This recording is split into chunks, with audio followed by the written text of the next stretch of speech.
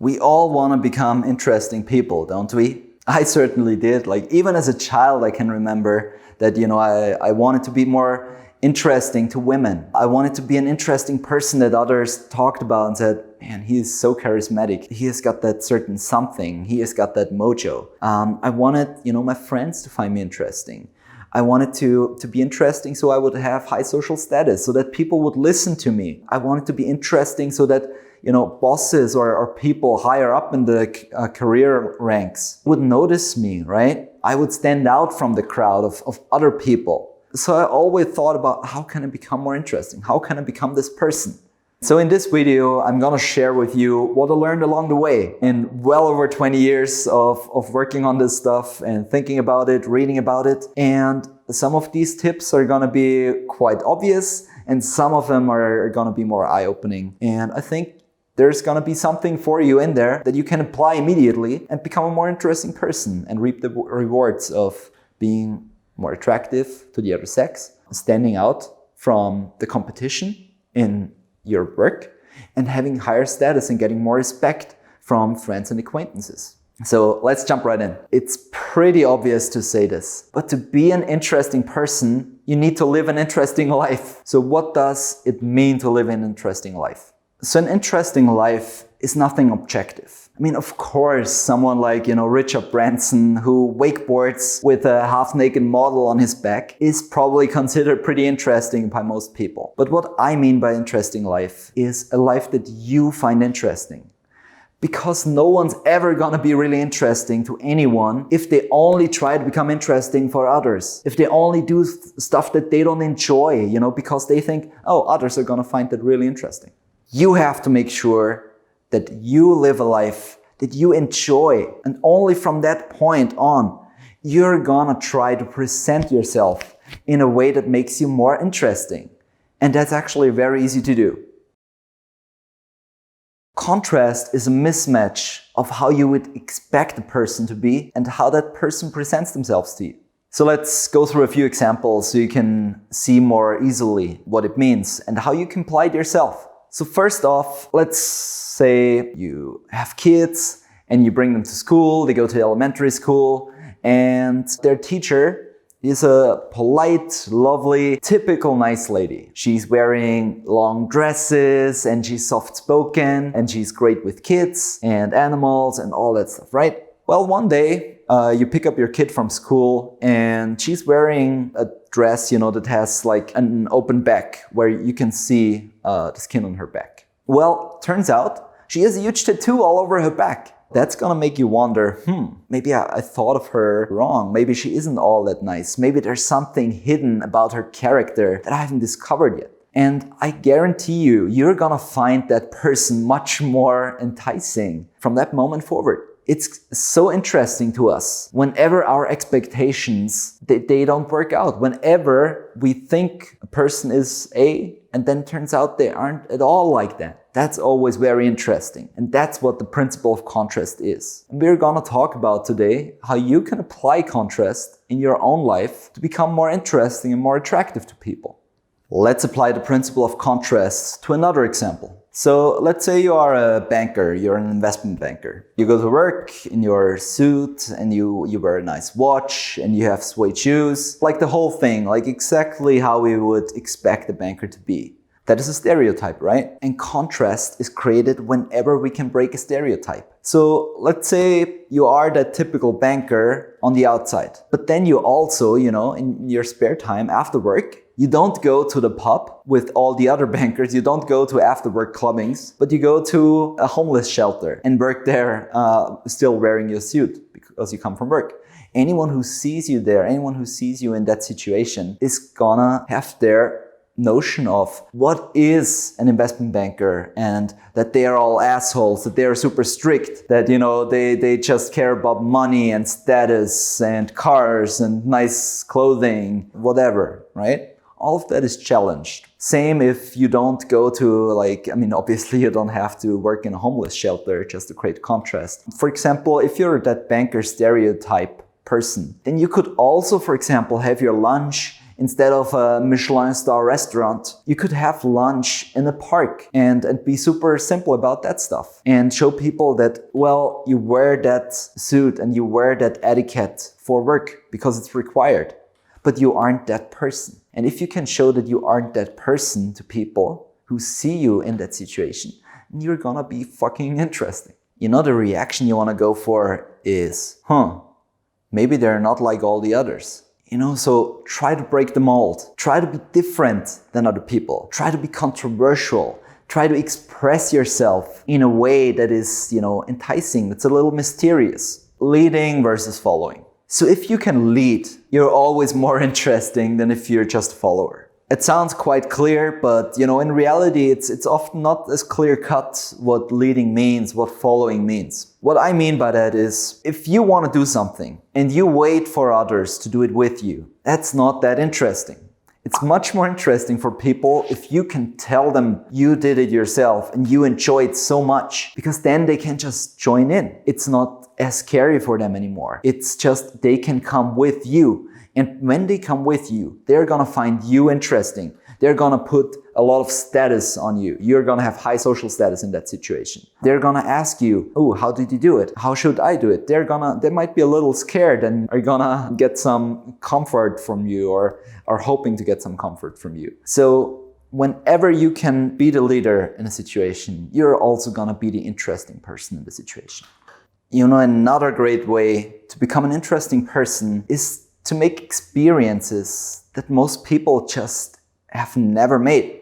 What are experiences like that? I mean, there is a reason why we find skydivers interesting. There is a reason why we find people interesting who tell us they do freediving. A friend of mine has bird spiders in his home. Not everyone has that. We find people interesting who have played in front of thousands of people. That's not an experience that everyone has, because when someone makes an experience that we haven't, then we are curious about that experience. We want to learn what it's like. What does it feel like? And so that's very, very interesting. Of course, it's not easy to create these experiences, and you don't have to go overboard. You don't have to become a person who does all these extreme things, just to become interesting. Every one of us has experiences that others likely will never make or don't make that often. So it could be a sport that someone else has not tried yet. It could be a career achievement. It could be that you were nominated for some interesting, award. Maybe you're a Nobel laureate. I mean, of course, that would be very interesting. But yeah, that's just general principle. If you can make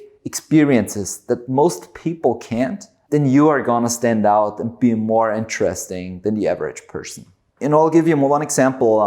A friend of mine, he basically hitchhiked to India from Austria in Europe. He didn't fly, he didn't take the train, he didn't take a ship or anything. He started, he walked, he hitchhiked, he did jobs on the way, so he didn't even bring money along, basically, just a tiny amount. But it would never suffice him to go anywhere near India. And so he would do all kinds of jobs on the way. He would, stop many times. I think it took him like a year or 1.5 years to actually get to India because he did so much stuff on the way. But that's an experience that everyone keeps talking to him about, just because so many people would be so scared. They would never do any of that, right? And so obviously they're gonna ask him, like, weren't you scared? How did you get by? Didn't you feel homesick? That's a perfect example of what I'm talking about here. If you can make experiences that others haven't made, or if you have made experiences that others haven't made, then you're gonna stand out and be very interesting.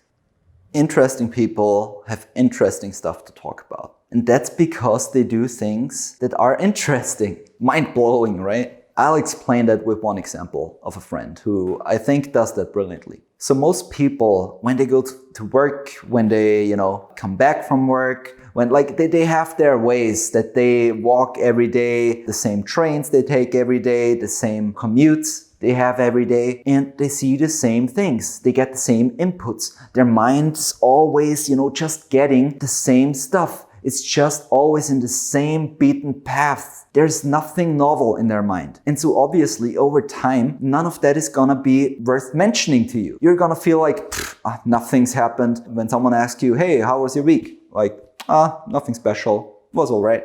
Because it's just so obvious to you. You've done that stuff so many times. There's nothing interesting about it anymore for you. But A, other people don't have that same experience. To them, it might still be interesting. And B, you can break out of these routines and give your brain new stimuli. Make it go a new path. Like take a new route from work home maybe. Maybe you're gonna see an interesting place on the way. Maybe you can tell your friends, hey dude, I found a great bar. They have VR there. It's 2 floors. They play awesome music. We should check it out. You wouldn't be able to do that if you only took the same ways to and back from work. So you always have to make sure, take new paths, do new things, meet new people. Always give your brain that new stimulus so it can actually think about the stuff that's in your mind as interesting. Because if you always bore your brain, then it's gonna tell you, dude, you're a boring person, and you're gonna think that as well, and others are gonna think that as well as a result.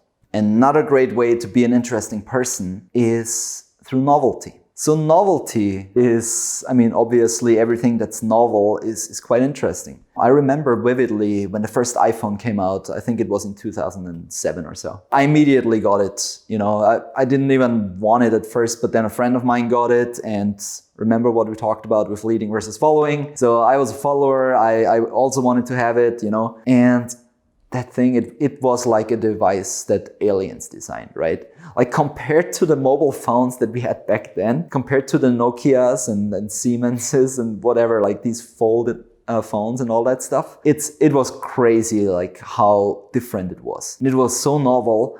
Everyone wanted to see it. Dude, everywhere I went, people were like, can I see it? Can I hold it? Can I touch it? So everything that's novel is always very interesting. That's not just true for new devices, for new technology. Let's say you get a dog. I bet you all your friends who like dogs and who have heart for animals, they're all gonna say like, oh my God, I wanna see him. Or if they meet you and you go for a walk with your dog, they're gonna be, oh, he's just the cutest. It's such a cute doggy. Oh my God, can I pet him? That's novelty. Novelty is awesome. If you have a new apartment, people are gonna wanna come by and see it because it's interesting, because they haven't seen the new apartment yet. So novelty is interesting.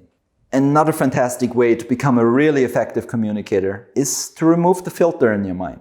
So what do I mean with filter? The filter is basically that process of going through our mind. Is that appropriate? Can I say that? Is it gonna offend anyone if I say that? And while the filter makes a lot of sense, and it's good that we have it, and it's good if you can apply it in certain situations, you don't want to just say whatever comes to mind to your boss, especially if you get emotional in a situation. It's often smart to not just shoot out the first thing that pops into your mind. But in a lot of situations, in romantic situations, in situations with friends, when you do a YouTube video, for example, it's very good to be more controversial. It's better sometimes to trigger an emotional response in someone that might be a little negative as well, or that might offend them a little bit, and then later apologize for it. Because if you always just stay safe, if you're always, making sure that what you say is right and correct and proven and no one can ever challenge you, then you're just gonna be boring as heck, right? So make sure that you remove that filter a little bit and just say what comes to mind when it's a casual situation. When you do that, people are gonna think of you as more interesting. It's what makes someone say, he is charismatic. So if you want to be charismatic, if you want to be interesting, you have to remove that filter to a certain degree. Watch interviews of Russell Brand. Watch interviews of Norm Macdonald. Watch interviews of Amy Schumer or, other female comedians. I like Ali Wong a lot, for example. Sarah Silverman is also awesome. I like Nikki Glaser. These people, look at interviews and what they say there. That's interesting. It's interesting because they break the mold. That's not what normal people say in these situations, right? They dare to say it, so they are interesting, they're charismatic, they're attractive. Another aspect of removing the filter is, being authentic, being straightforward. So let's say you're on a date and you are nervous. It's normal that you're nervous in that situation, but so many people try to hide it. Why?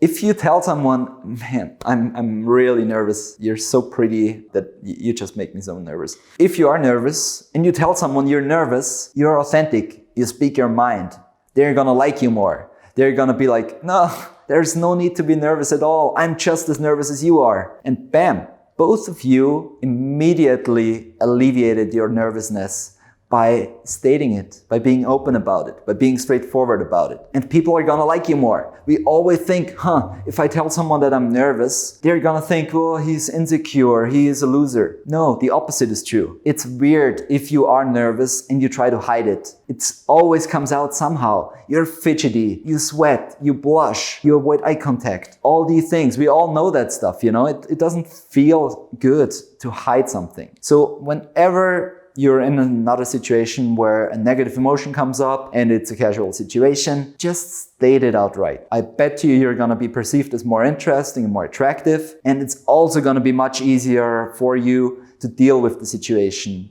and to let go of that nervousness or that undesirable feeling. Alright guys, thank you very much. I hope some of these tips are useful to you. They certainly helped me. And yeah, just give it a try. Let me know in the comments if you have any other ideas or have tried any other stuff on becoming more interesting. I would certainly love to try it out myself. And yeah, we'll catch each other in the next video. See you around.